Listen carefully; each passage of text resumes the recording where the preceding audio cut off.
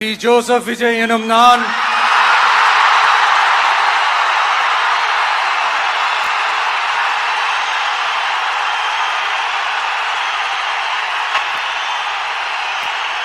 சட்டப்படி அமைக்கப்பெற்ற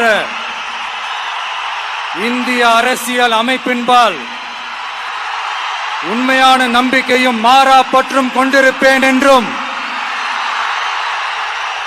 இந்திய நாட்டின் ஒப்பில்லாத முழு முதல் ஆட்சியையும் ஒருமையையும் நிலை நிறுத்துவேன் என்றும் தமிழ்நாட்டு அரசின் முதலமைச்சராக உண்மையாகவும் உளச்சான்றின்படியும் என் கடமைகளை நிறைவேற்றுவேன் என்றும்